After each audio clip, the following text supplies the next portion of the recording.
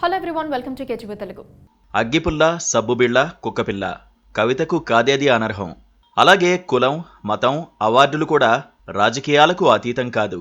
దీన్ని భారతీయ జనతా పార్టీ నిరూపిస్తోంది.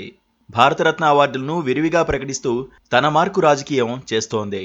ఈ అవార్డులపై భిన్నాభిప్రాయాలు వ్యక్తమవుతున్నాయి.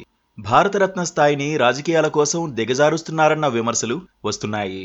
ఎన్నడూ లేని విధంగా కేంద్ర ప్రభుత్వం ఒకే సంవత్సరం 5 ప్రముఖులకు భారతరత్నలు ప్రకటించింది.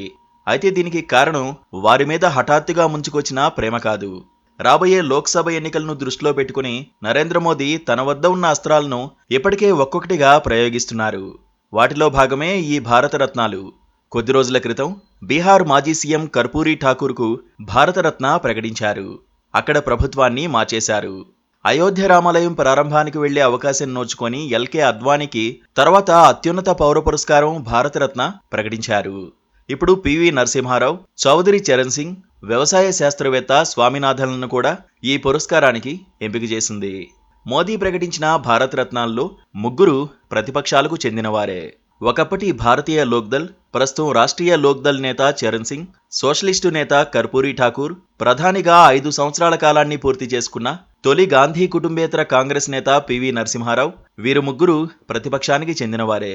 గతంలో కూడా మోదీ తన పార్టీతో సంబంధం లేని సర్దార్ వల్లభాయ్ పటేల్, నేతాజీ సుభాష్ చంద్రబోస్లకు ఎనలేని ప్రాధాన్యత ఇచ్చారు. 1966లో ప్రధానైన వెంటనే ఇందిరాగాంధీ అమెరికాలో పర్యటించారు. ఆ తర్వాత ఆహారోత్పత్తిలో స్వావలంబన సాధించే దిశగా ఆమె ప్రయత్నాలు ముమ్మరం చేశారు. ఈ దిశగా హరిత విప్లవ పితామహుడు స్వామినాథన్ చేసిన కృషి ఎనలేనిది. ఆ విధంగా స్వామినాథన్కు కూడా ఇందిరా, కాంగ్రెస్తో కొంత అనుబంధం ఉంది. కర్పూరీ ఠాకూర్, చరణ్ సింగ్ వెనుకబడిన తరగతులకు చెందినవారే. వాస్తవానికి మండల్ నినాదానికి ఆద్యుడు కర్పూరీ ఠాకూరే. ఆయన 1978లో బీహార్ ముఖ్యమంత్రిగా ఉన్నప్పుడు ప్రభుత్వోద్యోగాల్లో ఓబీసీలకు 26% రిజర్వేషన్లు కల్పించారు. ఈ నిర్ణయం హింసాత్మక నిరసనలకు దారితీయడంతో వాటిలో 3% రిజర్వేషన్లను ఆర్థికంగా వెనుకబడిన తరగతులకు, మరో 3% రిజర్వేషన్లను మహిళలకు ఇచ్చారు. వెనుకబడిన తరగతులకు చెందిన కర్పూరీ ఠాకూర్కు భారతరత్న ప్రకటించిన నేపథ్యంలోనే జేడీయూ అధినేత, బీహార్ ముఖ్యమంత్రి నితీష్ కుమార్ తిరిగి బీజేపీ గూటికి చేరారు.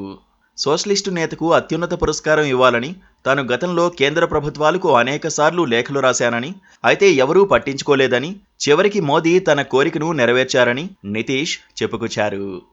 బీజేపీ కురువృద్ధుడు అద్వానీకి భారతరత్న ప్రకటించడం వెనుక మోదీ మందిరమంత్రం ఉందన్న విషయం అందరికీ తెలిసిందే. మోదీ హయాంలో అద్వానీని పూర్తిగా పక్కన పెట్టారు. ఇప్పుడు ఎన్నికలు సమీపిస్తుండటంతో ఆయన్ని మళ్లీ తెరపైకి తెచ్చారు.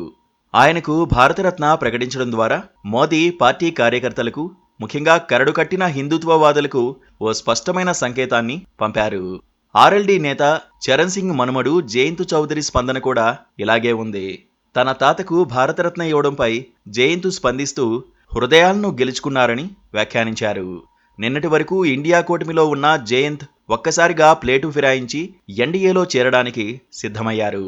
రైతు నేతైన చరణ్ సింగ్కు భారతరత్న ప్రకటించడంతో అన్నదాతలు బీజేపీ వైపు మళ్లుతారని ఆయన భావిస్తున్నారు. రైతులు, ముఖ్యంగా పశ్చిమ ఉత్తరప్రదేశ్లోని జాట్లు బీజేపీపై అసంతృప్తితో ఉన్నారు. చరణ్ సింగ్ వారసత్వాన్ని అందిపుచ్చుకున్న ఆర్ఎల్డీ ఇప్పుడు బీజేపీ పంచన చేరడంతో జాట్ల ఓట్లు కొల్లగొట్టవచ్చని మోదీ ఆలోచన. ఉత్తరప్రదేశ్లో కాంగ్రెస్ పతనానికి చరణ్ సింగే కారణం. ఆయన జాట్లకే కాదు, యాదవులకు కూడా నేతగా వెలిగారు. దేశంలో ఆర్థిక సంస్కరణలకు ఆద్యుడు పీవీఏ. 1991లో ప్రధానిగా బాధ్యతలు చేపట్టిన తర్వాత ఆర్థిక రంగం తలుపులు తెరవడం కోసం ఆయన కొన్ని కఠిన నిర్ణయాలు తీసుకున్నారు. పైగా పీవీ దక్షిణాదికి చెందిన నేత, తెలంగాణకు చెందిన తెలుగు బిడ్డ. దక్షిణాదిలో పట్టు కోసం ప్రయత్నిస్తున్న బీజేపీకి పీవీ కనిపించారు. ఇప్పుడు ఆయనకు భారతరత్న పురస్కారాన్ని ప్రకటించడం ద్వారా తెలుగు రాష్ట్రాల్లో కొంతమేరైనా ఓట్లు, సీట్లు సాధించాలని ఆశిస్తున్నారు. ఇక్కడ గమనించాల్సిన మరో విషయం ఏంటంటే, అయోధ్యలో బాబ్రీ మసీదు విధ్వంసం జరిగింది పీవీ ప్రధానిగా ఉన్నప్పుడే. వ్యవసాయ శాస్త్రవేత్త స్వామినాథన్ కూడా దక్షిణాదికి చెందినవారే. ఏదేమైనా ఒకే సంవత్సరంలో 5 నేతలకు భారతరత్న పురస్కారాలు ప్రకటించడం వెనుక రాజకీయ కారణాలు ఉన్నాయని సులువుగానే అర్థం చేసుకోవచ్చు.